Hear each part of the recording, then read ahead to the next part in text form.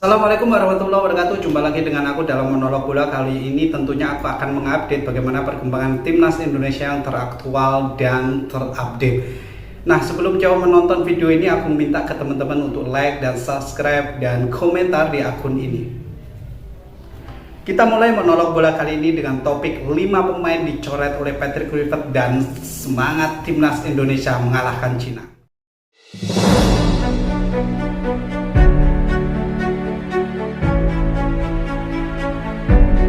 Oke guys, seperti kita ketahui bersama bahwa Patrick Kluivert sudah mencoret 5 pemain untuk menghadapi laga yang sangat-sangat amat krusial melawan timnas Cina di Stadion GBK tanggal 5 Juni 2025. Well, 5 pemain dan kemudian menjadi 23 pemain pilihan Patrick Kluivert ketika menghadapi tim dari Cina.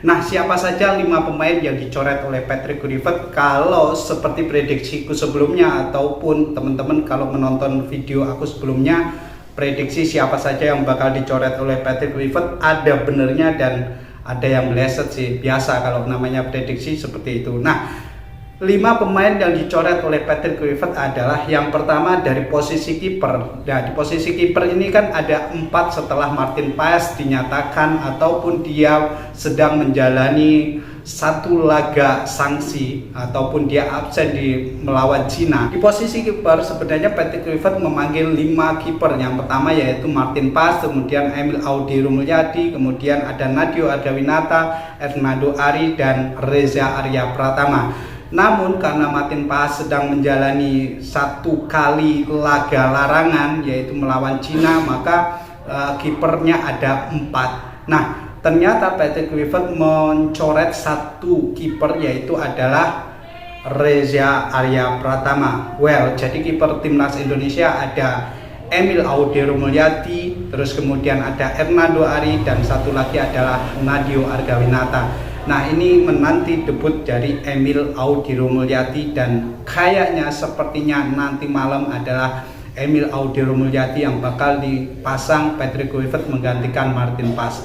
Nah, kemudian siapa lagi yang dicoret oleh Patrick Kluivert? Yang ternyata di posisi back. Nah, di posisi back ini seperti yang kita ketahui bahwa di awal-awal TC di Bali kemarin adalah Jordi Amat dan ternyata memang Jordi Amat dicoret oleh Patrick Kluivert ketika menjelang laga timnas Indonesia melawan Cina. Tadi udah ada 2 pemain yang sudah dicoret yaitu kiper dan satu lagi back. Nah, 3 pemain lagi yang dicoret adalah di posisi sayap. Yang pertama yaitu ternyata sayap kanan Asnawi Mangku Alam. Jadi posisi sayap kanan itu tinggal menyisakan 2 pemain saja yaitu Yakob Sayuri dan satu adalah Kevin Dick karena Sandy Walsh juga dinyatakan cedera, terus kemudian Eliano Raiders juga mengundurkan diri dari timnas Indonesia, terus kemudian menjelang laga timnas Indonesia melawan Cina, Asnawi Mangku Alam ternyata juga dicoret. Kemudian Patrick Kluivert juga mencoret 2 pemain di posisi sayap kiri yaitu adalah Sen Patinama, yang kedua yaitu Pratama Arhan. Nah, ini menjadi pilihan dari Patrick Kluivert ketika di sayap kiri itu ada Kevin Pedom yang tidak tergantikan, bahkan secara statistik cukup mumpuni, dan yang terakhir dia menjadi kapten di klubnya. Setelah dicoret 5 pemain ini artinya 23 pemain resmi didaftarkan oleh Patrick Kluivert. Siapa saja? Yang pertama yaitu di posisi kiper ada Emil Audi Rumulyadi, kemudian ada Hernando Ari dan Nadeo Argawinata. Kemudian di posisi belakang atau di back itu ada Jasnir Hapner, kemudian J.I. Jess, kemudian ada Rizky Ridho, Mil Silker, Kevin Verdom, terus Yakob Sayuri, Yance Sayuri, Nathan Choon, dan tentunya Kevin Dick. Nah, kemudian di posisi tengah kita mempunyai para pemain yang cukup mumpuni yaitu ada Evar Jenner, terus kemudian di Kambuaya, Tom Haye tentunya, ada Joy Palupesi, Dan James, kemudian Beckham Putra Nugraha dan Stefano Lillipali serta Egy Maulana Fikri. Kemudian di posisi depan ada 3 striker yang cukup mumpuni yang bisa diandalkan ketika melawan Cina. Siapa lagi kalau bukan Rafael Sturridge, Ole Romaini dan tentunya Ramadan Sananta.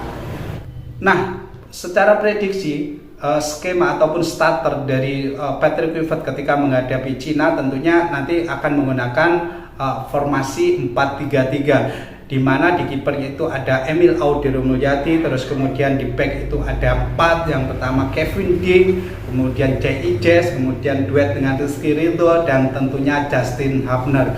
Nah, kemudian maju sedikit ada Joey Palpaisi, Tom Haye berduet dengan Stefano Lillipali. Terus kemudian di depan 3 ada Egy Maulana Fikri, kemudian Ole Romaini dan Rafael Sturit. Itu hanya prediksi dengan menggunakan skema 4-3-3. Namun melihat performa Kevin Veldom, tentunya Kevin Veldom akan dipasang di posisi sayap kiri. Sekarang prediksi skor berapa guys? Kalau aku melihat dari komposisi ataupun skema yang bakal diterapkan timnas Indonesia ataupun Patrick Kluivert, tentunya kita berharap Patrick Kluivert menerapkan skema ataupun pemain-pemain yang benar-benar fight ketika melawan Cina, dan tentunya kalau prediksiku sih 2-1 untuk timnas Indonesia. Tentunya timnas Indonesia harus menang di laga ini, syarat wajib untuk menjaga asa lolos di Piala Dunia.